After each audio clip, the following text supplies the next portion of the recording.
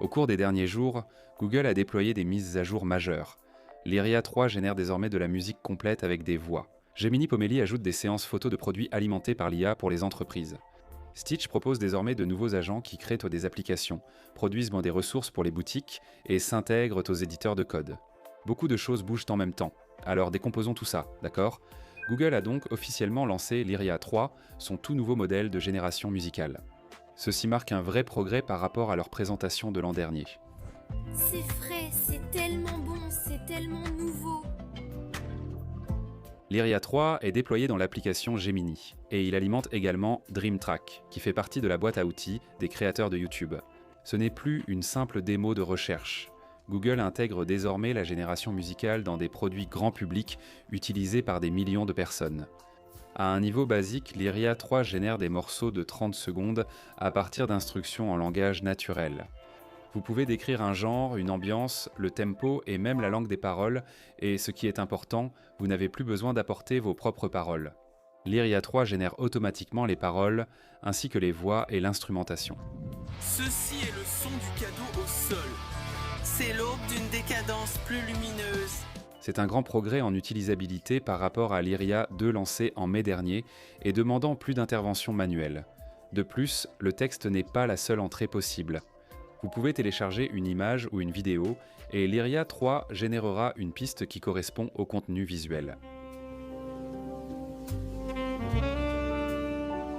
Cela vous indique immédiatement que Google considère la musique comme une modalité de premier ordre, au même titre que le texte et l'image. L'audio n'est plus une réflexion secondaire dans l'écosystème Gemini. Sur le plan technique, Lyria 3 génère de l'audio à un taux d'échantillonnage de 48 kHz en utilisant une sortie stéréo PCM 16 bits, son de qualité professionnelle, non un simple format de démo compressé. La durée de sortie est pour l'instant limitée à 30 secondes dans Gemini. La qualité et la complexité musicale sont bien supérieures à avant, avec des arrangements complets comprenant plusieurs instruments et voix, et non de simples boucles en fond. Google résout ici un problème difficile. La musique et ses contenus est multicouche, vous devez gérer la mélodie, l'harmonie, le rythme, le timbre et la cohérence à long terme, tout cela en même temps. Une chanson doit sembler être la même chanson de la première à la 30e seconde. Lyria 3 est faite pour cela. Elle crée de la musique à partir de rien au lieu d'utiliser des éléments préfabriqués. Google n'a pas tout révélé sur l'architecture mais apporte des explications. Les modèles musicaux utilisent diverses approches, certains générant d'abord des spectrogrammes, représentations visuelles du son. D'autres, comme le modèle open source de musique de Google, utilisent donc des jetons audio compressés. Lyria 3 appartient à une nouvelle génération de modèles, capables de gérer l'audio haute fidélité tout en préservant la structure dans le temps. Maintenant, il y a une autre couche ici qui compte beaucoup, surtout pour les créateurs et les plateformes. Chaque piste générée par Lyria 3 contient un filigrane imperceptible, créé par la technologie SynthID de Google. Ce filigrane est intégré directement dans la forme d'onde audio. Vous ne pouvez pas l'entendre, mais un logiciel peut le détecter. Même si l'audio est compressé en MP3 ralenti ou enregistré à travers un microphone, le filigrane reste présent. Les utilisateurs peuvent en vérifier la présence de SynthID en rechargeant la piste sur Gemini. Cela prouve que Google accorde beaucoup d'importance à l'attribution et à la sécurité. La génération de musique pose des questions de droit d'auteur, et Syntid apporte une réponse technique à ce défi. Plutôt que d'utiliser des métadonnées supprimables, ils intègrent une signature numérique dans le son.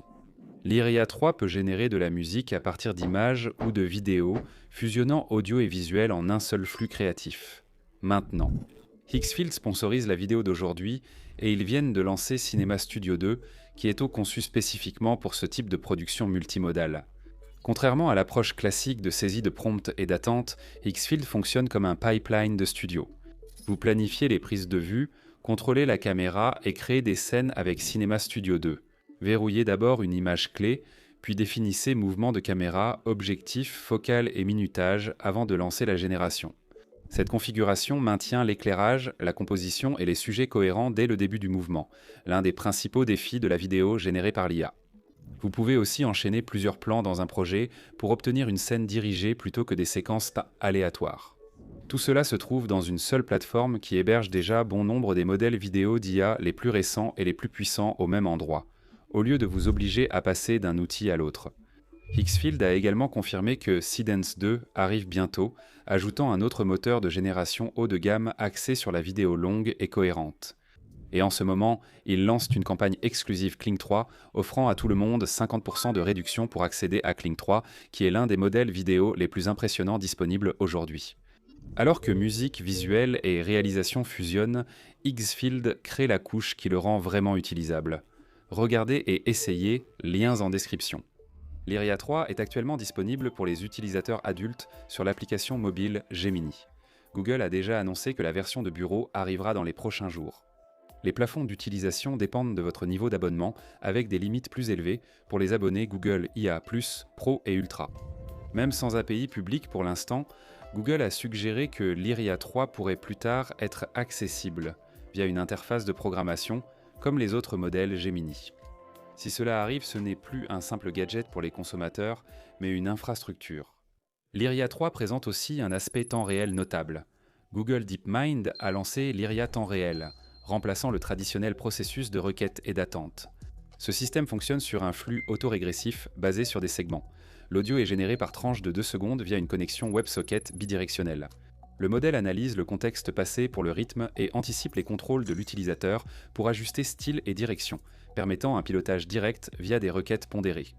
Vous pouvez modifier l'ambiance ou l'instrumentation en cours de lecture, le modèle s'adaptant en temps réel avec une latence de moins de 2 secondes. C'est une expérience créative très différente par rapport à la génération statique. En plus de cela, Google a créé ce qu'ils appellent le bac à sable d'IA musical. Ce message vise les musiciens et créateurs cherchant plus de contrôle. Transformer un simple fredonnement ou une ligne de piano en un arrangement orchestral complet. Les accords MIDI permettent de créer des chœurs et de changer d'instrument par texte tout en gardant la mélodie. C'est de l'IA avec l'humain au centre, où le modèle devient un partenaire avec lequel vous improvisez, plutôt qu'un simple outil auquel vous posez des questions. Maintenant, naturellement, cela place Google directement en concurrence avec des entreprises comme Suno et Udio. Suno a levé 250 millions de dollars en novembre et se concentre sur une musique accrocheuse et virale. Avec des fonctionnalités comme la séparation multipiste, Udio s'oriente vers une fidélité de qualité studio et un montage avancé, y compris l'inpainting et les morceaux longue durée. Jusqu'à 15 minutes avec des extensions, la limite actuelle de Google est de 30 secondes. Mais leur point fort, c'est la rapidité, l'entrée multimodale et l'intégration étroite avec Gemini, et c'est là le schéma clé, l'intégration. Lyria 3 gère la musique tandis que Google développe aussi des outils de génération visuelle et de design. Cela nous conduit à Pomeli. Pomeli est l'expérience de marketing par IA de Google Lab. Elle a été conçue avec l'aide de DeepMind. Elle a été lancée en octobre 2025 en version bêta publique, ciblant les petites et moyennes entreprises. Elle est actuellement gratuite et disponible dans 4 marchés anglophones. Depuis son lancement, Google a ajouté des fonctionnalités et Pomeli prépare maintenant Photoshoot, une nouveauté conçue pour résoudre un problème concret. La photographie professionnelle de produits coûte cher. Studio, éclairage, photographe, post-traitement, licence de stock, tout cela s'accumule rapidement. Photoshoot permet aux entreprises de télécharger une image d'un produit, de choisir un thème visuel, de sélectionner des modèles associés, puis de générer des images marketing soignées. Tel un produit issu d'une séance photo pro, ces images s'intègrent directement au flux de campagne Pomeli. Pomeli utilise déjà ce qu'on appelle un profil d'ADN d'entreprise, qui capture l'identité, le ton et le style visuel d'une marque. Photoshoot s'appuie sur cette base et produit des ressources prêtes à l'emploi pour la publicité, sur les réseaux sociaux et les campagnes, sans quitter la plateforme. C'est clairement pour les vendeurs en ligne, les marques et les petits détaillants sans accès à la photographie professionnelle à grande échelle. Et cela s'inscrit dans une tendance plus large en janvier 2026 à ajouter Pomeli. Animation grâce à l'intégration de VO 3.1 permettant des ressources animées. Photoshoot suit la même approche par couche, ajoutant une autre capacité générative par-dessus l'identité de marque et les flux de travail des campagnes. Pomeli est encore officiellement en version bêta publique, mais étant donné la rapidité avec laquelle Google a progressé, une sortie prochaine de Photoshoot semble probable. Google positionne Pomeli comme un sérieux concurrent dans l'automatisation du marketing pour les PME. Ce n'est pas juste une expérimentation. Maintenant, passons à la conception et aux agents. Stitch est l'outil de conception IA de Google. Il a été lancé lors de Google I/O 2025 comme une version renommée de Galileo IA. Depuis lors, Google n'a cessé d'élargir ses capacités. Stitch prend déjà en charge l'exportation Figma pour tous les agents. Et plus tôt ce mois-ci, Google a lancé l'agent ID pour l'exploration en phase initiale. Désormais, dans les dernières versions de développement, un nouvel agent appelé Hatter est apparu. Hatter est un agent qui crée des designs de haute qualité. Lorsqu'il est activé, il fonctionne comme le flux de conception classique, mais l'étiquetage reste important. Google l'appelle un agent, pas un modèle. Cela suggère qu'il est destiné à gérer des tâches de conception plus complexes et en plusieurs étapes au fil du temps, plutôt qu'à générer simplement un seul résultat. Cela est probablement lié à quelque chose appelé Deep Design, qui a déjà été repéré auparavant. Considérez-le comme un équivalent axé sur la conception de Deep Think. En appliquant un raisonnement plus poussé à la génération d'interfaces utilisateurs et de mise en page, au lieu de simplement produire des écrans, un agent comme Hather pourrait raisonner à travers les flux, les contraintes et les systèmes de conception étape par étape, aux côtés de Hather. Deux nouvelles fonctionnalités sont apparues dans Stitch Builds, dont la génération de ressources pour l'App Store. Les utilisateurs d'applications mobiles peuvent générer automatiquement des captures d'écran prêtes pour le store avec description et icônes. Pour les développeurs indépendants et petites équipes, c'est un gain de temps. Vous passez du prototype au visuel pour l'App Store sans changer d'outil ni engager de designer. La seconde nouveauté est l'intégration native de MCP. MCP signifie protocole de contexte de modèle, et dans ce cas, Google l'intègre directement dans le menu d'exportation de Stitch. Avant, les développeurs utilisaient des connecteurs tiers comme Lovable. Avec le MCP natif, Stitch peut générer une clé API et se connecter directement à des outils comme Cursor, Claude, Claude Code et Gemini Clay. Des passerelles MCP sont déjà sur GitHub, mais une version officielle réduit fortement la barrière d'accès. Les designers et développeurs importent facilement des designs Stitch dans leurs environnements de codage, ainsi qu'un détail souvent négligé. Google fait tout cela tout en maintenant une faible latence. Lyria en temps réel fonctionne avec moins de 2 secondes de latence de contrôle. Stitch s'intègre directement dans les outils de codage. Pomly crée des ressources directement dans les flux de campagne.